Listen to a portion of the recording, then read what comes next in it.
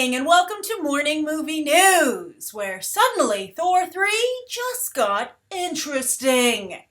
Now, before we discuss the big headline from late Friday, and that's the director they're going to assign to this picture, it's not done yet, they're in negotiations, but it must be pretty close to signing, or they wouldn't have made these huge announcements or headlines late Friday. Although Marvel has gotten into deep water with that before, with Joaquin Phoenix, Ava DuVernay, so we'll see. We'll have to wait until the ink's actually on the contract. But anyway, this is a very interesting development. But I want to start my coverage, I want to start this discussion back to this summer with Avengers Age of Ultron, where you might recall in my review of the film, I said that nobody writes Thor as well as Joss Whedon. And that's because I think that Whedon plays up the strengths not just of the character, but of the actor playing the character, Chris Hemsworth, and that's comedy. I think that every time that Thor has really shined in the Marvel movies, it's been when they play up the fish out of water angle.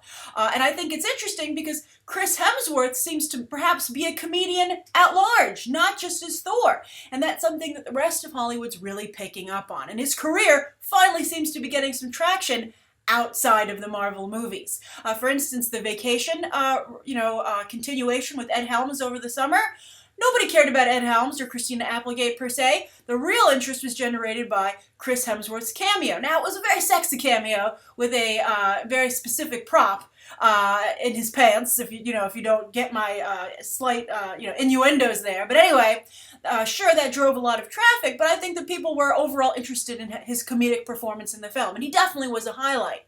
And then, of course, he is in the upcoming Ghostbusters movie. And while Paul Feig didn't want his picture to leak from set, it did. And I think people had a very positive reaction to it. Him on Ecto 2, the little motorbike, and he looked hilarious, just from a still photo. And I think also we're hoping that he follows in the footsteps of Jason Statham and Jude Law from Spy, also from this summer, where Paul Feig did a major solid for some actors that you wouldn't consider comedic, but yet really delivered. And I think that Chris Hemsworth is going to really deliver in this Ghostbusters remake. But it's also interesting because it's in stark contrast to the direction they went with Thor 2, Thor the Dark World, where they hired a Game of Thrones director, Alan Taylor, to try and go the more serious fantasy route, to really try and play up that angle with the movies. And it didn't really work. I think I remember Thor the Dark World the most for taking some people who weren't Marvel fans and being like, come on, you gotta go, it's a Marvel movie, it's gonna be great, didn't you like Thor 1? And then having to apologize to them profusely once the movie was over and be like, I'm so sorry, please don't judge all Marvel movies by this one. And that movie was dragged across the finish line, of course, by Tom Hiddleston. And they have to find a way to make the Thor movies not be so reliant on Loki, because they're not the Loki movies, they're the Thor movies. So I think that going the comedic route for Thor Ragnarok, which is funny because it's Thor Ragnarok, which is supposed to be, like end of days. It's like the apocalypse for Asgard, and you have a comedic director taking it over and perhaps a very comedic tone. Now, I'm sure some of you right now are like, Grace, just because you have a comedic background doesn't mean you have to be comedic going forward. For instance, the Russo brothers and James Gunn. And to some degree, Whedon, although the Whedon Avengers movies are very, very funny. Perhaps to a fault, as people are starting to say. But I think, as I just said, Thor shines when he gets to do comedy. So I think that not to use Taika Waititi, the director here, in his comedic sense would be a mistake. And I don't see why you would hire him otherwise. Now, if you're wondering who this guy is, if you've seen What We Do in the Shadows with Jermaine Clement, from Flight of the Conchords, he's the other main vampire in that hilarious, it's a little bit like the vampire version of Spinal Tap. It's getting a lot of attention, it's like a sleeper cult hit, it's a little bit like the Shaun of the Dead, right? Although, hopefully Marvel has better luck here than they did with Edgar Wright. So it's actually a very similar hire. And they're thinking of maybe doing a sequel to What We Do in the Shadows, but this is the first big thing that this guy's gotten off of it, Taika Waititi, and that's directing Thor 3. And I actually hope that he maybe has a role in it, because he's a very good comedic actor, and I think he should be rewarded for his on-screen work as well. I don't know who he would play, but I'm sure he can find a role for himself. Also, Jermaine Clement must be like, damn it, I can't believe that I didn't get something big out of this. Jermaine Clement has a very nice career, but it's not like directing Thor 3 good. But anyway, I think it's great because the vampire, it's another fish out of water angle, and they obviously found a lot of comedy in that depiction, so I think they can easily do that with Asgard. So I think it's very exciting. I think it's a great choice. Now, of course, he's never helmed anything with the budget of a Marvel movie, so we'll see how he does there. He's going to have some serious training wheels. But again, James Gunn had no problem. The Russo brothers have had no problem. So Marvel must have an amazing support team. Kind of like what helped Brad Bird when he transitioned from animation to live action with Mission Impossible Ghost Protocol. That's really the key. Having a wonderful support team of assistant directors, second unit, a great cinematographer. And the reason, on a side note, why Andrew Stanton had such trouble transitioning and actually didn't and had to go back to animation with John Carter of Mars is because he brought all his Pixar people with him, and so you had a whole crew where nobody had any live action experience, where you really should only have the director being someone who's trying to learn. And the whole reason he's there is he's bringing his artistic sensibilities, right? Because he's certainly not bringing technical know-how and the ability to steer such a big ship. But there are some other interesting things about this. Waititi is also co-writing Disney's Moana because he, has Pacific Islander background, so that's very exciting. A lot of authenticity with that production, and that's a really big deal for him. Also, you have I can't remember his name off the top of my head. The guy who's doing Hamilton, he also is doing the songs for Moana, and that's really a great choice as well. I'll be curious to see, though. These are not mainstream performers, so we will see how it turns out with that production. But anyway, the other interesting thing about Taika Waititi is that he was in Green Lantern as the best friend to Ryan Reynolds' Hal Jordan, who, he was the human friend that Hal Jordan was like, look what I can do, isn't this weird? And, Taika Waititi's whole role was basically to be like, yeah, it's really weird. So it's funny to see him go full circle. And then in Hollywood, you're never really out as long, you're never really totally down as long as you're not totally out of the game. So, a great career path for Taika Waititi, very interesting, and I think he's a fantastic choice for Thor 3 if they utilize his strengths. So we'll see. I'm curious, does this maybe raise your interest a little bit more in Thor Ragnarok, or are you still like, Thor is the weakest of the Marvel, standalone franchises? We'll see. We'll see. And do you think that Thor could ever become a franchise that isn't so heavily reliant on Loki, or do you think he's the special sauce, why fight it? All right, so that's the first story of the day. Now, the second story of the day is about a Gran Turismo movie that's coming together. We're approaching a lot of video game movies hitting theaters very soon, trying to have a situation like what happened with comic book movies. Warcraft, of course, and Assassin's Creed being the most prominent, but they're trying to get a Gran Turismo movie up there as well. Now, Need for Speed did very well in China. I actually liked the film. Didn't do so well here in the United States. They're actually doing a Need for Speed 2, but it's heavily Chinese-based, because obviously that's who liked it the most. But I think Gran Turismo is a little bit in the same ballpark, so what's really going to make it stand out is the talent attached. And I think that they have some very generic studio talent attached, and then they have a very interesting creative director attached, however, who's really hit or miss. Mostly miss, unfortunately. But let's break this down. So this is over at Sony, and they want to do an adaptation of the game where a gamer turns into a racer, right? Like, he's really good at the game, and now he has to do it in real life. So we'll see. I don't think that there's very little similarity between pretending to drive and actually driving, and I would hate to try and, make it seem like there is, because that's irresponsible in real life. You don't want any gamers being like, yeah, it is that easy, to the racetrack. I mean, just look at what tragically happened to Paul Walker.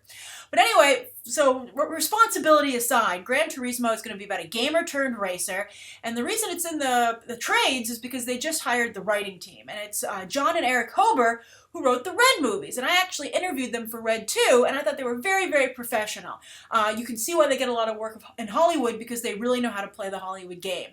They're on set, they're rewriting according to what the needs are of shooting, like if something comes up, they can, they're not the kind of screenwriters who are like, I wrote a great script, make it work. They're like, okay, I can adjust this scene, and I think that is evident in the type of movies they make. For instance, they also did Battleship, which I thought was pretty good. It was a good, 90s like action-y movie. It was fine.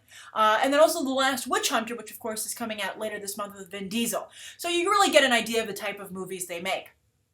And also, if you want to see that interview, I'll put an annotation to it at the end of this video. But anyway, so they're going to write it, and they're doing really well. I mean, and the Red is like the engine of their careers, and they just sold a TV version to NBC. Although I don't know if people will be interested in Red without Bruce Willis and John Malkovich and Helen Mirren, but we'll see. But anyway, the director is what's really interesting, and that's that Joseph Kosinski is going to direct this, and he, of course, did Tron Legacy and Oblivion, and his strength is really visual, so it's going to be one pretty car movie, that's for sure. But I think that car films or racing films really still continue to have a problem because Fast and Furious so strongly dominates the space, and is so prolific. They're making, at least, I think, 8 and 9, probably 8, 9, and 10, so, it's not going anywhere anytime soon, and, they really try and churn them out as fast as possible. So, I think that any racing movie has a very, big speed bump in its path, trying to compete with Fast and Furious. And so far, no one has been able to really accomplish that. But I think a racing movie with Kosinski visuals does seem appealing to me, although I'm curious to how the script's going to turn out with that team. But I'm curious, do you want a Gran Turismo movie? Do any of these elements change your mind about it, positive or negative? And can any racing movie really compete with Fast and Furious as long as that franchise is churning out entries? Although if Vin Diesel directs, maybe Gran Turismo has a chance. All right, so that's the second story of the day. Now, the third story of the day is that Joaquin Phoenix has bailed on yet another project. Now, in his defense, everyone's saying that this was just discussions with M Night Shyamalan to work together again. It was never really even into entering the negotiation stage with their management teams. So Joaquin, it was a casual conversation, so you can't get upset with him for bailing. But it's like, how many times are you going to do this, Joaquin, right? So I think for now on, if we ever hear that Joaquin Phoenix is in contention for a film, we should take it with the giantest grain of salt possible. But anyway, it's actually kind of good that he dropped out because his replacement is pretty darn exciting, and that's James McAvoy, who has entered negotiations to take on the lead in this film. Now, it gets even more interesting. Jason Blum apparently had such a great experience with M. Night Shyamalan with The Visit, and he did. I mean, that movie is very, very successful. Totally has turned M. Night Shyamalan's career around and given him a second chance, which I find amazing. Who would have ever thought that would be possible after The Last Airbender, but it looks like it is. And now, instead of just acquiring an M. Night Shyamalan pick after it's been shot and the first round of editing has been done, which is what happened with The Visit, he's going to start with M. Night Shyamalan from day one. And so he's producing M. Night's next film, which is going to be another low-budget thriller. He's keeping it cheap so he can have those high profit margins, which I think is smart. Don't get too ahead of yourself. Don't get too cocky. The Visit worked out. Just try to repeat that or maybe slightly increase that success before going all out with another big budget picture. But this is a very exciting opportunity for James McAvoy because I would really like to see him come into his own as a mainstream leading actor. He gets leading roles all the time, sure, but they're in small films, usually indie films or like European movies, right? And he was in Wanted, of course, but that was really Angelina Jolie's movie. And he's in Frankenstein coming up, but that's really a Daniel Radcliffe's movie. I mean, it's his fan base that's going to drive and determine the success of that film. And you can see that from the trailer. I mean, they really highlight Radcliffe's Igor because they know that's their moneymaker. But this would be a situation where James McAvoy would be front and center and it would be his movie. And I would love to see him succeed there. He's a very talented actor. I've gotten the chance to interview him as well. Really professional, a lot of fun. On a side note, we were waiting to interview him in the hallway for the X-Men Days of Future Past press junket, and it was at the Ritz-Carlton, and he's such a fan of movies that he was walking around going to the press room, and he said, "Doesn't it remind you of the Ghostbusters apartment hallways up here?" And it did. So that was just a little fun tidbit on the side, a little bit of flavor for James McAvoy, and it really endeared me to him, and I hope it endears you to him as well, because it's a great little anecdote. I've actually run into him a couple of times. Once at Comic-Con, he was trying to get in when I was doing an interview, and we were all like, who's trying to get in here and interrupt our interview and can't get into the doors from the balcony? He was smoking outside. You can't smoke inside at the convention center. And he had long hair because he was playing like sad Professor X, and he's much shorter in real life than you would think. So he just looked like a Comic-Con attendee who was being disruptive. And then he finally got through, and he's walked by. We were all like, that's James McAvoy. We should have let him in. But anyway, I want to tell you another James McAvoy story that doesn't have anything to do with me, but it's something that he talked about back in February. And when I was researching this story, I saw this come up, and I thought it was such a great thing that he said that I wanted to bring it to your attention. And he talked about a change in the UK scene with actors that he finds alarming. And he said, I don't come from a wealthy background. I didn't go to a prep school. They call it posh in the UK. And he said, I had to pay my way through acting school by working in a bakery. And he said, but that's important. It's important that anyone in England be able to become an actor. He said, however, I see a disturbing trend where almost all of our actors went to top boarding schools, posh schools, and people who come from low-income families who don't go to elite boarding schools. Boarding schools are like the big thing in the UK. Almost everybody goes to a boarding school if they go to an elite school. And he said, if you don't go to an elite school, it turns out you can't seem to afford to go to acting school to study drama in the UK, and they won't even take you, even if you can find a way to supplement, that tuition by getting a side job, right? And a number of actors, older actors, are actually commenting on this, saying there's becoming a class division in who can go into Hollywood or into the acting business and who can't. And they said, that really affects society when you only have one voice contributing to the arts. And I thought that was a fantastic comment to make, really smart, and it is alarming and surprising. For instance, Eddie Redmayne, although Eddie Redmayne's incredibly talented, I don't think his schooling and his economic background should be held against him, but for instance, for those of you who don't know, Prince William was a classmate of Eddie Redmayne. They went to school together, so that's like a little known side fact. But I thought that with James McAvoy talking about that was very interesting. I wish that was a little bit more, he was even more vocal so that more people were hearing about this. And I think it is alarming. And I think that, we worry about a class system developing here in the United States with, Wall Street versus Main Street. And of course, everybody in America originally left England because of the class situation over there, but it seemed like maybe it was getting a little bit better. So I'm curious, how do you feel about that as an American moviegoer? And also for those, I know there are a lot of UK BTT viewers, how do you feel about that? Is that something you're aware of that's happening in the UK right now? Or had you not heard that? All right, so that's today's news stories, and I have an excellent viewer question actually that came to me from Twitter.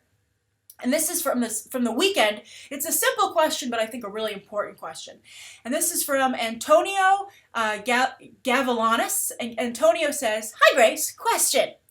What is the difference between a producer and an executive producer? Like, what separates one from the other?"